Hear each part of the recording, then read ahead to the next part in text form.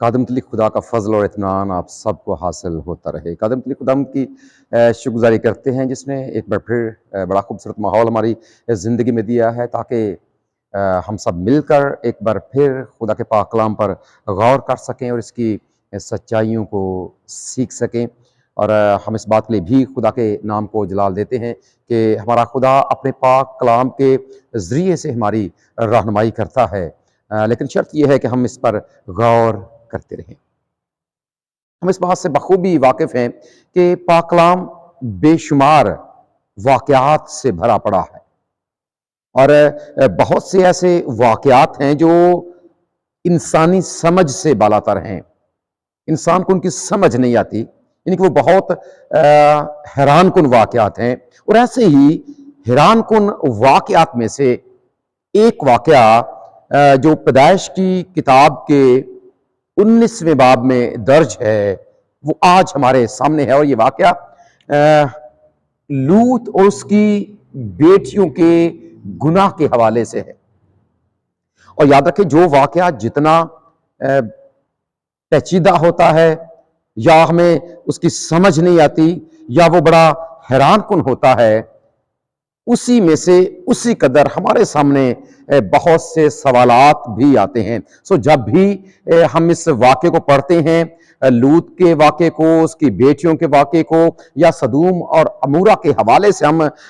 Bible مقدس میں سے سنتے ہیں، پیغامات سنتے ہیں، تو بہت سے سوال ہمارے ذہن میں بھی آتے ہیں۔ اور آج ہم اس واقعے کو بنیاد بنا کر، یعنی کہ لوط کی بیٹیوں کے گناہ کو سامنے رکھ کر، آج ہم یہ سیکھیں گے کہ یہ واقعہ کس طرح سے رونما ہوا، اور پھر یہ کہ اس میں سے کون سے سوالات ہمارے سامنے آتے ہیں، اور پھر ان کے ممکنہ جوابات کیا ہیں۔ ہم ان ساری باتوں پر آج تھوڑی دیر کے لیے غور کریں گے، اور خدا کے پاک کلام کی روشنی میں یہ سیکھنے کی کوشش کریں گے کہ خدا آخر اس طرح کے واقعات میں سے ہمیں کیا سبق دینا چاہتا ہے۔ سب سے پہلی بات جو ہمارے سامنے آتی ہے وہ یہ کہ لوط کی بیٹیوں نے ایسا کیوں کیا، یعنی کہ یہ جو کام انہوں نے کیا ہے وہ انہوں نے کیوں کیا، کیا وجہ ہے، اس کے پیچھے کیا سوچ کا فرما ہے، ان کے ذہن میں یہ بات کہاں سے آئی کہ وہ یہ شرمناک حرکت کریں، اور کیا یہ واقعی ضروری تھا، ایسا آخر کیوں ہوا۔ جب ہم یاد رکھیں اس سوال کو کہ انہوں نے ایسا کیوں کیا، جب ہم اس بات کو بنیاد بنا کر خدا کے پاک کلام پر غور کرتے ہیں اور خدا کے پاک کلام کو سیکھنے کی کوشش کرتے ہیں، تو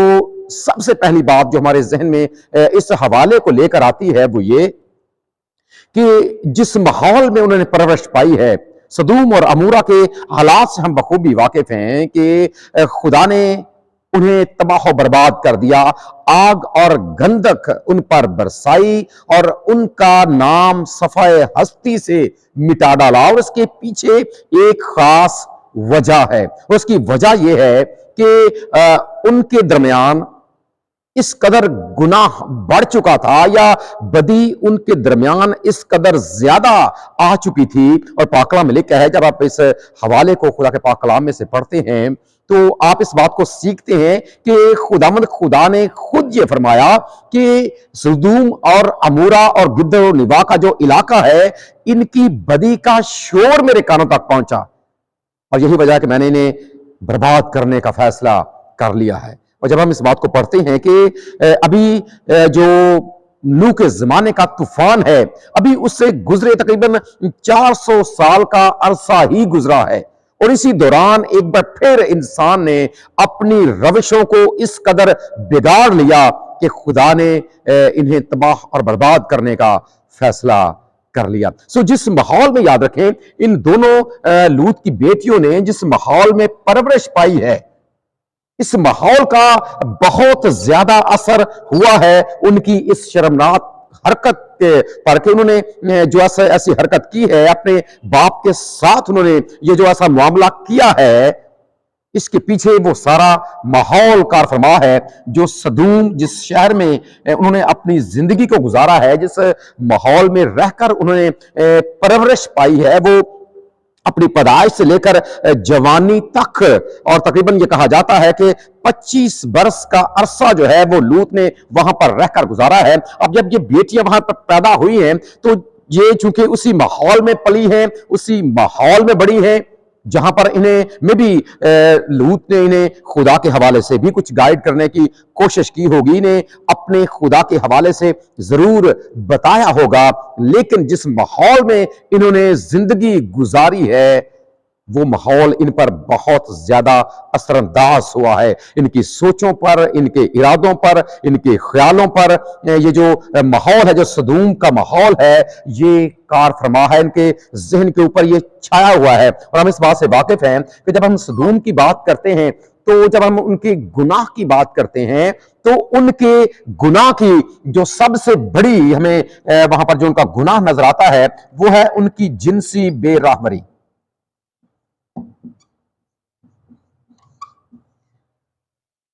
कि उन्होंने अपना तरीकेकार इस तरह बिगाड़ लिया है कि जो निजाम या जो तरीका कादर मुतल्लिक खुदा ने इंसान के सामने रखा है, इन लोगों ने यानी कि सदूम के लोगों ने, अमूरा के लोगों ने और इसके साथ जो इलाका जात हैं, उन्होंने अपने तरीकेकार को इस तौर से बिगाड़ लिया है कि जो तरीका खुदा ने दिया इंसान को नस्ल इंसानी को आगे बढ़ाने के लिए या अपनी जिस्मानी ख्वाहिश को पूरा करने के लिए जो तरीका खुदा ने दिया, इन्होंने इसको बिल्कुल बिगाड़ लिया और ये जिनसी बेराह रवी का शिकार हो गए। लौंडेबाजी की तरफ ये लौट गए, शहवत परस्ती की तरफ ये लौट गए। और जब ये इस तरफ लौटे तो इनके सामने इस बात को भी जहन में रखें कि इनके सामने रिश्तों की कोई पहचान नहीं है। ये जो बेरारवी, जब हम इसकी बात करते हैं तो इसका मतलब यह है कि एक ऐसा तरीका जो दुरुस्त तरीके से हटकर है, और फिर जब तरीका गलत होता है तो फिर गलत तरीका किसी भी बात की जांच और परख नहीं करता, उसे बस अपनी तस्कीन चाहिए होती है। उसके सामने और कोई बात नहीं, रिश्ता कोई भी है, मामला कोई भी है, जगह कोई भी है, हालात कैसे भी हैं, उन्हें सिर्फ अपनी इस ख्वाहिश से गरज होती है कि मैंने अपनी इस शहवत को पूरा करना है। फिर वो किसी भी रिश्ते की तमीज सामने नहीं रखते। और चूंकि इन लड़कियों की भी परवरिश ऐसे ही माहौल में हुई है, सो जब इनकी बारी आई या इनको मौका मिला तो उन्होंने ये साबित किया कि जिस माहौल में रहकर उन्होंने अपनी जिंदगी को गुजारा है, वो माहौल किस तरह उनके दिलो दिमाग के ऊपर छाया हुआ है। और दूसरी बात यह है कि हम इस बात को जानते हैं कि जब वहां पर ये लोग अपनी जिंदगी को गुजार रहे हैं और अपनी जिंदगी को आगे बढ़ा रहे हैं, तो एक वक्त ऐसा आया जब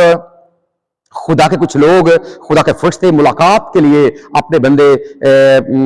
लूत के पास आए। और जब उस शहर के लोगों ने, यानी कि जो सदूम के लोग हैं, जब उन्होंने इस बात को जाना कि लूत के यहाँ कुछ मेहमान आए हैं, तो वो एक गिरोह की सूरत में उसके घर के ऊपर चढ़ दौड़े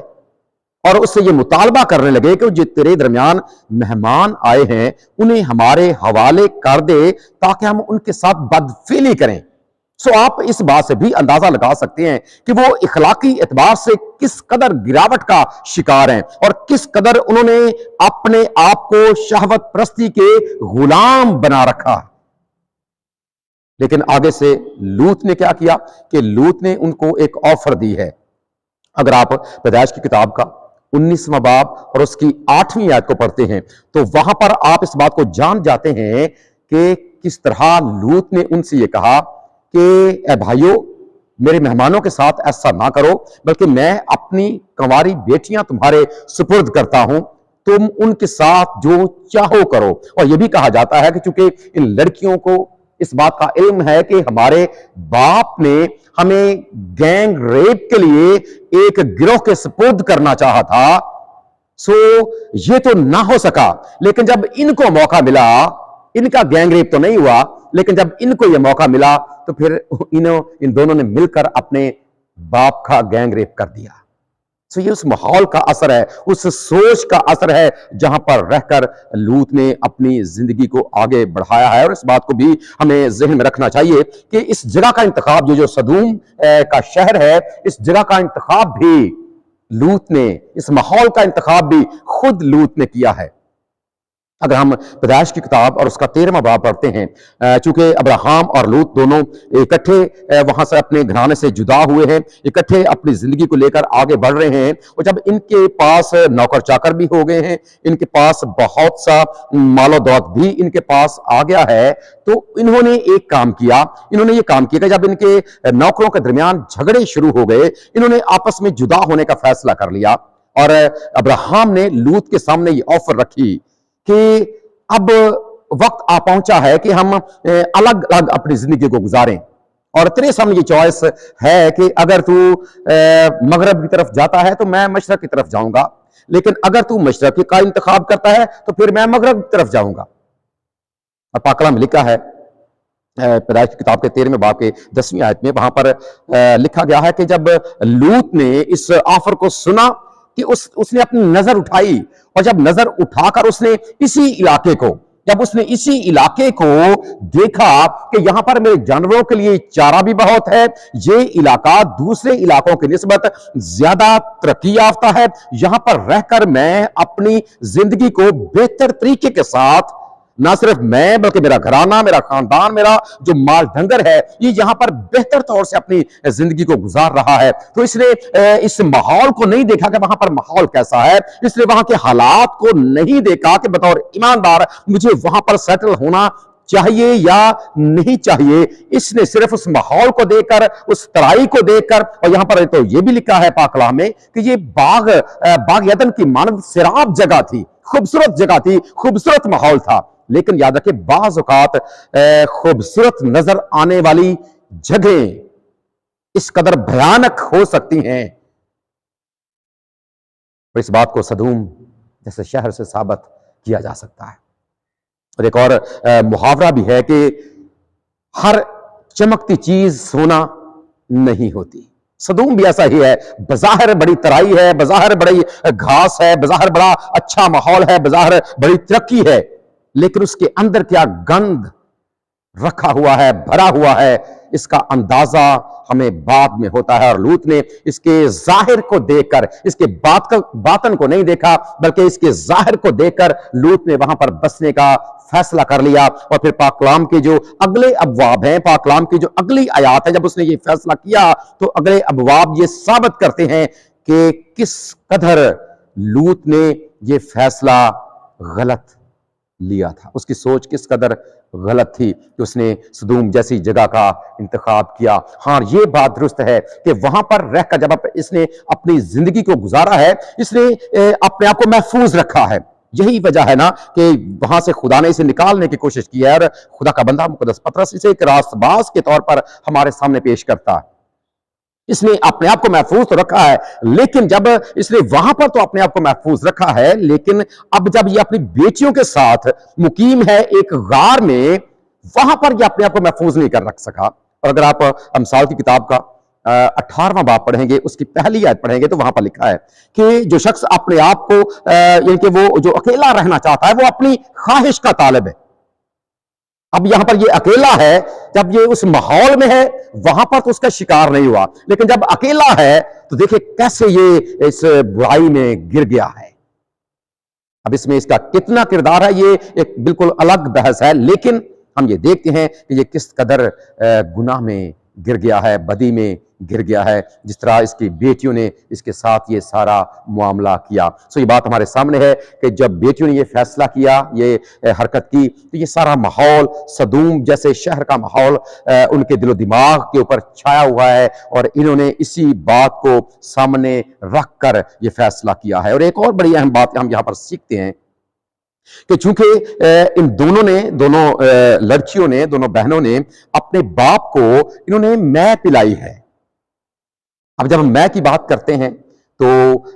جب اس نے یعنی کہ لوط نے بہت زیادہ میں پی لی ہے، تو ہوا کیا ہے؟ ہوا یہ ہے کہ اپنے یہ ہوش و حواس کھو بیٹھا ہے، یہ بھول گیا ہے کہ میں کون ہوں، میں کیا ہوں، یا میں کیسے ہوں، یا میری حیثیت کیا ہے، یا میں کیا ہوں، یہ بھولا بیٹھا ہے۔ اور پھر یہی وجہ ہے کہ اس کے ساتھ جو کچھ ہوا، اگلی آیات اس بات کا بیان کرتی ہیں کہ یہ جو واقعہ رونما ہوا ہے، بظاہر لوط کو اس کے بارے میں علم نہیں ہے، یہ لڑکیوں کا منصوبہ ہے، لیکن یہ بات ہمیں ضرور سیکھنے کو ملتی ہے کہ شراب نوشی یا جو نشہ ہے یہ اس قدر ہمیں بھلا دیتا ہے، ہمارے دل و دماغ کو اس طور سے سن کر دیتا ہے کہ ہمیں رشتوں کی پہچان نہیں رہتی کہ ہم نے کیا کرنا ہے، کیا اچھا ہے، کیا برا ہے، کیا کرنا چاہیے، کیا نہیں کرنا چاہیے۔ یہ بات ہمیں ضرور اس حوالے میں سے سیکھنے کو ملتی ہے۔ اور پھر ایک اور بڑی اہم بات بھی ہے، خدا کے ایک بندے، ایک مفسر نے بڑی خوبصورت پیاری بات اس کے حوالے سے لکھی ہے کہ لوط کی زندگی میں جب ہم اس بات کو دیکھتے ہیں کہ اس نے اس واقعے کے بعد کسی پاک نوشتے میں اس کا ذکر تک موجود نہیں۔ اس کا مطلب یہ ہے کہ شراب نوشی نہ صرف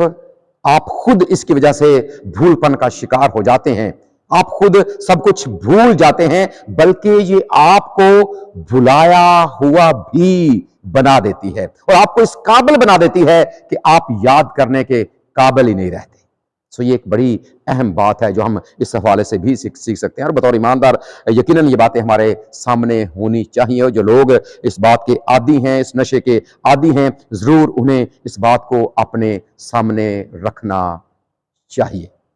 اب یہ سارا معاملہ چونکہ ہو چکا ہے، لیکن اس کے ساتھ ساتھ ایک اہم بات یہ بھی ہے، ایک اہم سوال اس میں سے یہ بھی پیدا ہوتا ہے کہ جب ان کی ماں نے گناہ کیا، جب یہ راستے میں ہیں، وہاں سے جب یہ نکلے ہیں اور راستے میں ہیں، اور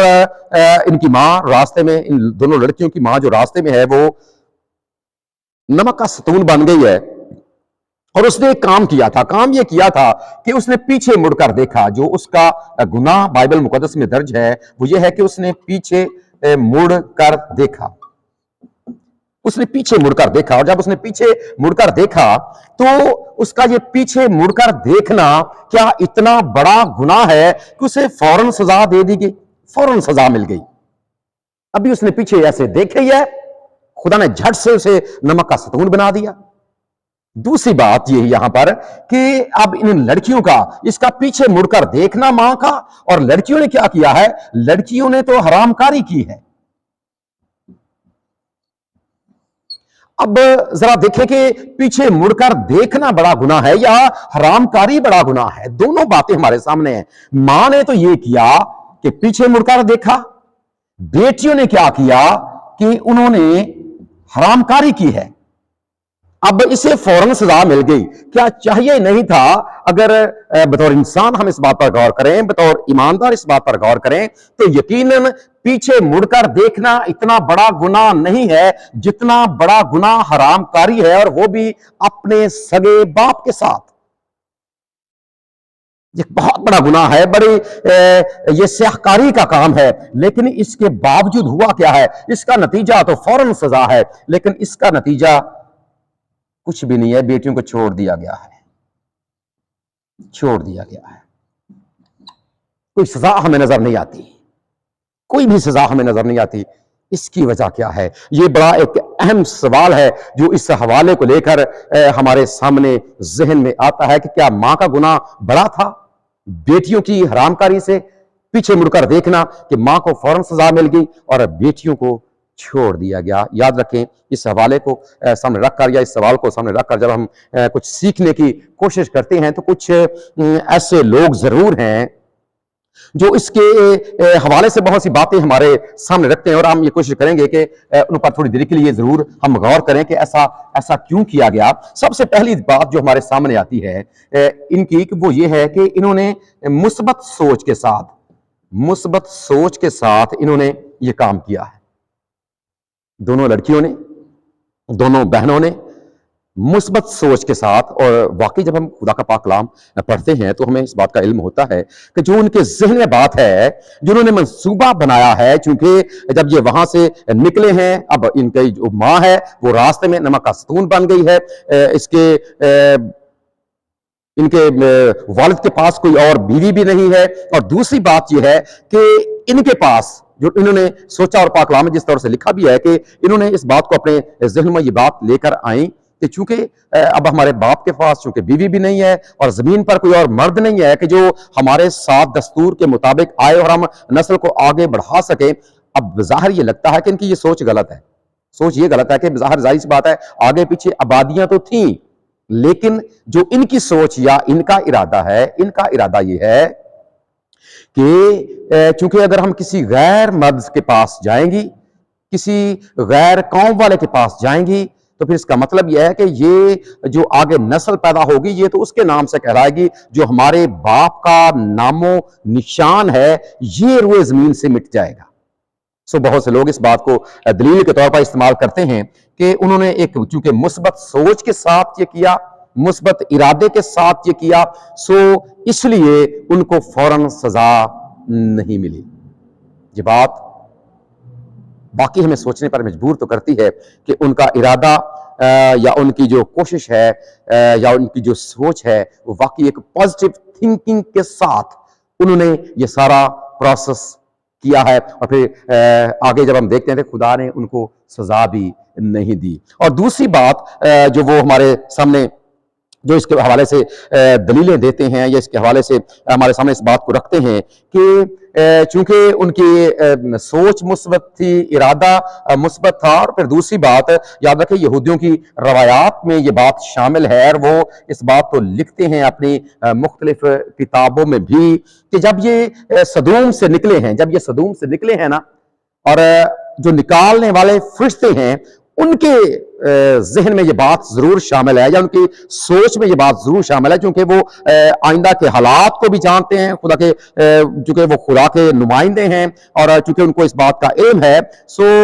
यहूदी रबी इस बात को बयान करते हैं कि ये इस तौर से भी है कि उनको इस बात का इल्म है कि आगे जाकर जो मामला होगा, यानी कि इनकी इस कारस्तानी के बाद जो आगे नस्लें बढ़ेंगी, यानी कि जब चूंकि बड़ी बेटी के यहाँ जो बेटा पैदा हुआ उसका नाम मुआब रखा गया, जो छोटी का है वो अमून है और जो अमूनियों का बाप है और ये मुआबियों का बाप है, और इन्हीं में से दो ऐसी औरतें पैदा हुई हैं। मुआबियों में से हम रूथ के नाम से बखूबी जानते हैं, फिर एक सुलेमान बादशाह की बीवी है जिसका नाम नामा है, हम उसके हवाले से भी जानते हैं, और इसी का बेटा रोहबाम है जो सुलेमान के बाद बादशाह भी बना है। और ये रूथ है, ये मुआबी औरत है, और यही वो रूथ है जो आगे चलकर हमें पता है कि इसी की नस्ल में से जब इसने बोज के साथ शादी की, बोज के साथ शादी के बाद फिर इसी नस्ल से, इन्हीं की नस्ल से आगे आपको पता है कि मुकद्दस दाऊद पैदा हुआ, और आपको पता है कि इसी से आगे फिर उनके अकीदे, ईमान और बाइबल की तालीम के मुताबिक जो है वो मसाया ने भी चूंकि आना था। सो इसीलिए वो समझते हैं कि चूंकि ये सारा प्रोसेस होना था, ये सारा मामला होना था, सो इसीलिए उनका ये काम खुदा की नजर में मकबूल ठहरा है, बजाय इसके कि इसे रिजेक्ट कर दिया जाता, इसे इसलिए वक्ती तौर पर सजा नहीं मिली। यहूदी लोग इस बात को इस तौर से भी बयान करते हैं, और फिर वो इस बात को भी हमारे सामने रखते हैं कि जब खुदा ने इनके बारे में कहा, और हम बाइबल मुकद्दस में इस बात को सीखते भी हैं कि खुदा ने इन अकवाम के हवाले से ये बात अपने लोगों को ये बताई थी कि इनमें से कोई भी मेरी जमात में दाखिल ना होने पाए। और यहूदी रबी याद रखे इस बात को बयान करते हैं कि ये दरअसल जब खुदा ने ये कहा था कि कोई इनमें से, यानी कि मुआबियों में से और अमोनियों में से मेरी जमात में दाखिल ना होने पाए, तो खुदा ने दरअसल ये औरतों के लिए नहीं बल्कि ये हजरात के लिए बात की थी, ये मर्दों के लिए बात की गई थी। सो वो इस बात को भी बयान करते हैं। यही वजह है कि आगे जाकर जो मुआबी रूथ है इसे इसराइलियों में इसीलिए कबूल कर लिया गया था। फिर एक और बड़ी अहम बात है कि जो इनका सोच और इनका इरादा है कि वहां पर जो बाइबल मुकद्दस में याद रखे लफ्ज दर्ज हैं, पैदाइश की किताब, ये जो हवाला है पैदाइश की किताब के 19वें बाब की 34वीं आयत में यहां पर लिखा है कि हम नस्ल बाकी रखें, नस्ल बाकी रखें। और चूंकि यहां पर जो लफ्ज नस्ल इस्तेमाल हुआ है यहां पर बेटे के लिए नहीं है, अहम बात जो यहां पर वो बयान की जाती है, क्योंकि ये बेटे के लिए नहीं है बल्कि इसके लिए एक और लफ्ज सीड, इंग्लिश में हम इसके लिए लफ्ज सीड भी पढ़ते हैं, फिर इसका तर्जुमा ऑफस्प्रिंग किया जाता है, ऑफस्प्रिंग। सो ये बातें बड़ी अहम है, वो ये बयान करते हैं जो यहूदी रबी हैं और उनका एक जरीदा है, उसमें ये सारी बातें लिखी हुई हैं कि اس کے لیے لفظ سیڈ ہے، آف سپرنگ ہے اور نسل ہے، بیٹا نہیں ہے، کیونکہ وہ محض اس بیٹے کے لیے یا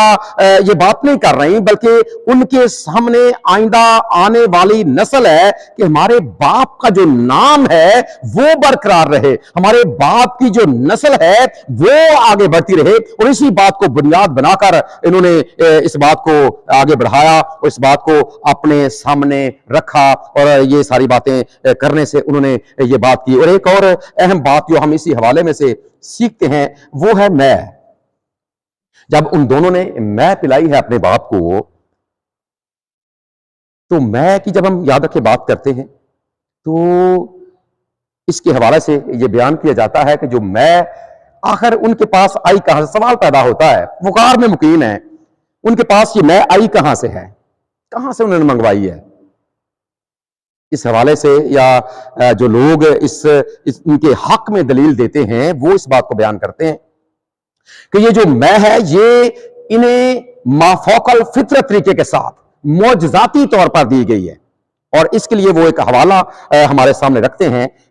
یوئیل نبی کا صحیفہ ہے اور اس کا 3 باب اور اس کی 18ویں آیت، جہاں پر لکھا ہے کہ اس دن پہاڑوں پر سے نئی میں ٹپکے گی، اور چونکہ یہ بھی پہاڑی علاقے میں ہے، پہاڑی علاقے کے ایک غار میں یہ مقیم ہے، اور یہ بیان کرتے ہیں کہ وہاں پر بھی معجزاتی طور پر میں ٹپکنے لگی تھی تاکہ یہ اس معاملے کو آگے بڑھا سکیں، اور پھر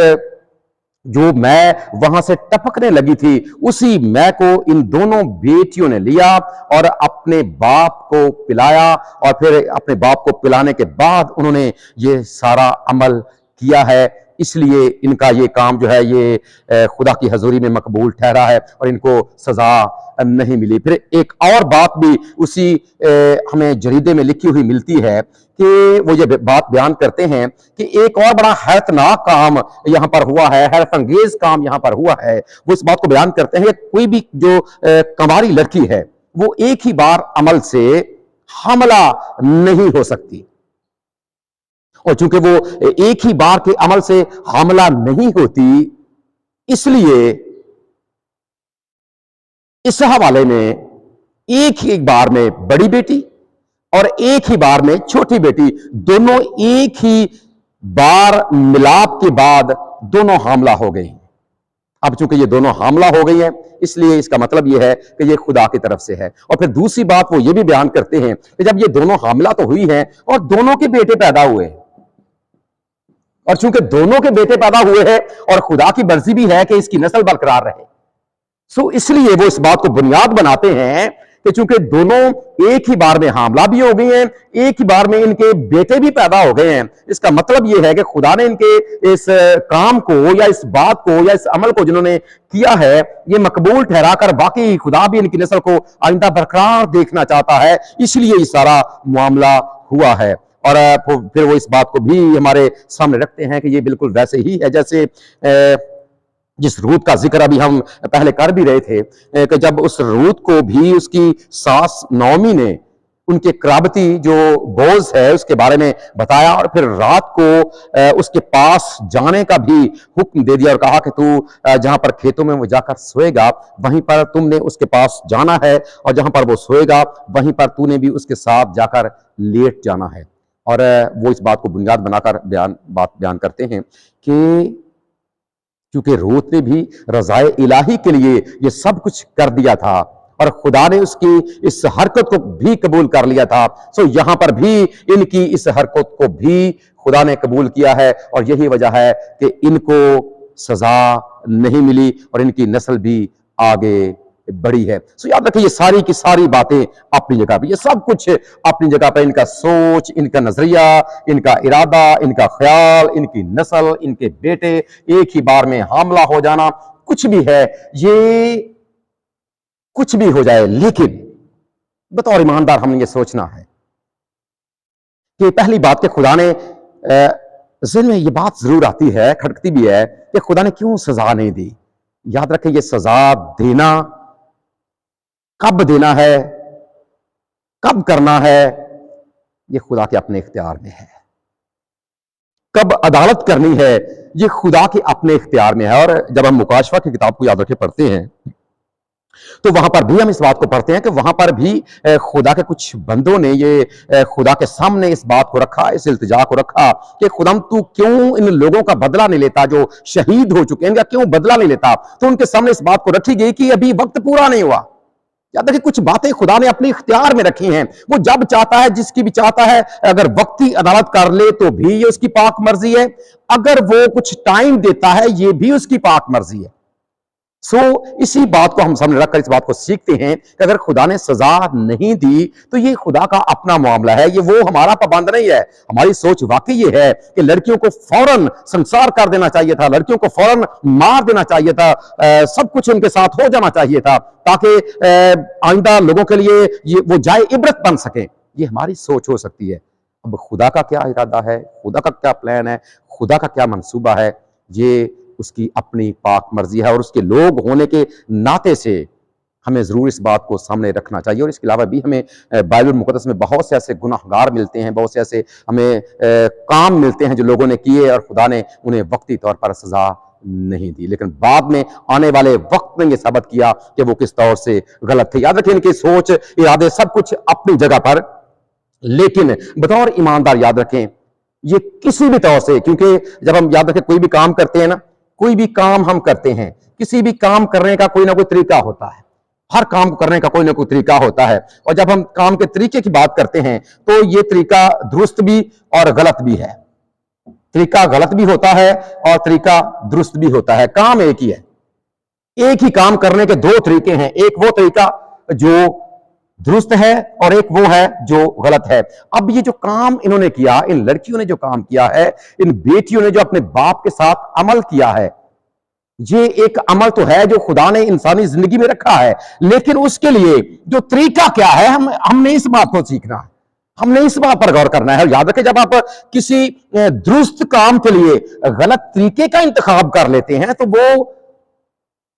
आपकी सोच भी अपनी जगह पर, अपने इरादे भी अपनी जगह पर, अपने ख्यालात भी अपनी जगह पर, लेकिन जब आपने तरीका गलत कर लिया तो इसका मतलब यह है कि जो उसका नतीजा है वो कभी भी दुरुस्त नहीं होगा। और आने वाले वक्त ने, याद रखें इसी बात को, आने वाले वक्त ने साबित भी किया कि ये जो मोआबी लोग हैं, जो बड़ी बेटी का बेटा है और उससे लोग पैदा हुए हैं वो मोआबी हैं, और जो छोटी है उससे अमूनी पैदा हुए हैं। अब ये जो मोआबी हैं या ये जो अमूनी हैं, इन मोआबियों ने क्या किया है कि इन औरतों ने इस्राएली मर्दों के साथ, इस्राएली मर्दों के को बदफेली पर लगाया है। हरामकारी को इन्होंने वो इसराइल में लेकर आई हैं, इसराइली मर्दों के साथ इन्होंने बदफेली की है, हरामकारी की है। और जब हम अमोनियों की बात करते हैं तो अमोनियों ने जो मोलक देवता है इसकी प्रस्तुत को इसराइलियों में आम किया है। और फिर ये भी है कि जब हम ये दोनों कौमें जिंदगी में आगे बढ़ती हैं तो इन दोनों कौमों का इसराइलियों के साथ, यानी कि खुदा के लोगों के साथ हमेशा झगड़ा ही रहा है। ये बात साबित करती है कि ये खुदा की हजूरी में काबिल कबूल अमल नहीं है। हाँ, ये बात याद रखें जरूर है कि जब इन्होंने ऐसा किया तो कई बार ये भी सवाल हमारे जहन में आता है कि खुदा ने क्यों फौरन उनको मना नहीं कर दिया, या उनके जहन में क्यों ये बात आ गई। इस बात को हमेशा हमने जहन में रखना है कि जब एक इंसान, याद रखें, हट धर्म बन जाता है या किसी काम को करने का, किसी गलत काम को भी करने का, किसी गुनाह को भी करने का एक इंसान अपना पक्का माइंड बना लेता है, जहन बना लेता है, तो याद रखें फिर खुदा होने देता है। अदन के बाग में जब हवा ने इस बात को ठान लिया कि अब उसने फल खाना ही खाना है, खुदा ने होने दिया है। और बहुत से ऐसे गलत काम हैं खुदा ने होने दिए। हाँ, खुदा अपनी जगह पर सुप्रीम पावर है, खुदा कादिर मुतलक खुदा है, चाहे वो रोक सकता है लेकिन वो होने देता है। और इसी बात के लिए खुदा का बंदा मुक़द्दस पौलुस रसूल लिखता है रोमियो के खत के पहले बाब की 28वीं आयत में कि खुदा फिर उन्हें नापसंदीदा अकल के हवाले कर देता है ताकि नालायक हरकतें करें। और यही नालायक हरकत फिर इन बेटियों ने भी की है, उसका फिर नतीजा भी हमारे सामने है। और एक और बड़ी अहम बात यह है कि जो इनकी सोच है 19वें बाब की 34वीं आयत में कि आओ हम, जब दोनों बहनों ने ये आपस में मशवरा किया तो उन्होंने सोचा कि आओ हम नस्ल को बरकरार रखें, नस्ल को ऐसा करने से हम नस्ल को बरकरार रखें। याद रखें, ये जो हम का लफ्ज है, जब आप इस बात पर गौर करते हैं बतौर ईमानदार, کہ ہم اس کا مطلب یہ ہے کہ یہ ان کی اپنی مرضی ہے، خدا کی مرضی نہیں ہے۔ اب ابراہم کی زندگی میں جب ہم دیکھتے ہیں کہ خدا نے انتظار کروایا بیٹے کے لیے، اسحاق کے لیے، تو یہ جو ہاجرہ کے ساتھ شادی ہے ابراہم کی، یہ خدا کا منصوبہ نہیں تھا، لیکن جب سارا نے اس بات کو بھی ٹھان لیا، پھر ابراہم بھی اس بات کو مان گیا، تو خدا نے ہونے دیا، اور پھر نتیجہ ہمارے سامنے ہے۔ بالکل یہی بات انہوں نے بھی کیا کیا کہ ہم یہ کریں، خدا پر بھروسہ نہیں کیا۔ چاہیے یہ تھا کہ یہ خدا پر بھروسہ کرتی، یہ اس معاملے کو خدا پر توکل کرتی، خدا پر اس بات کو ٹھہرا دیتی کہ خدا تو ہمارا خدا ہے، تو قادر مطلق خدا ہے، تو سب کچھ کر سکتا ہے۔ اور خدا کا بندہ یوحنا استباغی تو یہاں تک لکھتا ہے کہ خدا تو ابراہم کے لیے پتھر میں سے بھی اولاد پیدا کر سکتا ہے، وہ قدرت و اختیار رکھنے والا خدا ہے۔ چاہیے یہ تھا کہ یہ دونوں بھی قادر مطلق خدا کی قدرت پر، اس کے اختیار پر یقین رکھتی کہ اگر یہ حالات پیدا ہو گئے ہیں وقتی طور پر، ہمارے پاس کوئی ایسی چیز نہیں ہے، اور بجائے اس کے کہ ہم اپنا انسانی ارادہ لے کر ہم اس معاملے کو آگے لے کر جائیں، ہمیں قادر مطلق خدا پر بھروسہ کرنے کی ضرورت ہے، کیونکہ جو وہ کرے گا وہ ہمارے لیے اچھا ہی ہوگا۔ اور اس لیے خدا کا بندہ پولس لکھتا ہے کہ ساری چیزیں خدا سے محبت کرنے والوں کے لیے بھلائی پیدا کرتی ہیں۔ اور انہوں نے ان باتوں کو ذہن میں رکھنے کی بجائے انہوں نے کہا کہ آؤ ہم نسل باقی رکھیں، یعنی کہ اپنی سوچ سے، اپنے ارادے سے، اپنے خیال سے، اپنے عمل سے، اپنے طریقے سے، اور ہمارا جو اپنا طریقہ یاد رکھیں ہوتا ہے وہ غلط ہوتا ہے، وہ خدا کا طریقہ نہیں ہے۔ خدا کا طریقہ یہ ہے کہ ہم اس پر بھروسہ کریں، اور ان لڑکیوں نے بھی خدا پر بھروسہ کرنے کی بجائے انہوں نے اپنے آپ پر بھروسہ کیا کہ ہم یہ کریں۔ دیکھیں جب پیدائش کتاب کے 11ویں باب میں ہم دیکھتے ہیں کہ برج بنانے والے لوگوں نے، بابل کا برج بنانے والے لوگوں نے کہا کہ آؤ ہم اتنا اونچا برج بنائیں کہ یہاں پر اپنا نام باقی رکھیں، اپنا نام باقی رکھیں۔ خدا نے پھر کیا ان کے ساتھ کیا؟ ملیا میٹ کر دیا، خدا نے ان کو پراگندہ کر دیا خدا نے ان کو۔ لیکن خدا نے دوسری طرف جب ہم دیکھتے ہیں کہ خدا نے اپنے بندے مقدس یعقوب سے یہ کہا کہ آگے کو تیرا نام یعقوب نہیں بلکہ اسرائیل ہوگا۔ پھر اس کا نام ہمیں آج تک دیکھیں کیسے جو نام خدا کرتا ہے، جو کام خدا کرتا ہے اپنے طریقے کے ساتھ کرتا ہے، وہ پھر تا ابد قائم رہتا ہے۔ جو ہم اپنی مرضی سے اور غلط طریقے کے ساتھ کرتے ہیں، اور پھر دیکھیں آج موابی جنہیں بنی لوط کہا گیا ہے استثناء کی کتاب میں، جو موابی ہیں اور جو امونی ہیں، آج کوئی موابی کہاں پر ہیں؟ آج امونی کہاں پر ہیں؟ نہ تو کوئی آج موابی ہمیں ملتا ہے، نہ ہمیں آج کوئی امونی ملتا ہے۔ خدا نے انہیں صفحہ ہستی سے مٹا کر اس بات پر مہر ثبت کر دی ہے کہ جو لڑکیوں نے کیا یہ سراسر غلط تھا، اور اس میں میری مرضی شامل نہیں تھی، بلکہ یہ سراسر ان کی ہٹ دھرمی تھی کہ انہوں نے ہٹ دھرمی کے ساتھ کیا، اور نتیجہ آپ کے سامنے ہے۔ سو یاد رکھیں جب ہم اپنی مرضی سے کچھ کرتے ہیں تو یہی نتیجہ نکلتا ہے، لیکن جب ہم خدا کی راہوں کو اپنے سامنے رکھتے ہیں، سو ضرور ہمیں اس بات کو سامنے رکھنا ہے، جانچنا ہے، اپنے آپ کو پرکھنا ہے کہ ہمیشہ وہی راستہ اپنائیں جو ہمارے خدا نے ہمیں دیا ہے۔ اور خدا کے بندے مقدس یرمیہ نے نوح کی کتاب میں بڑی خوبصورت بات لکھی ہے، 30 باب کی 40ویں آیت، کہ ہم اپنی راہوں کو ڈھونڈیں، جانچیں اور خداوند کی طرف پھریں۔ ہمارا خدا اس پیغام کے وسیلے سے ہم سب کو برکت بخشے، آمین۔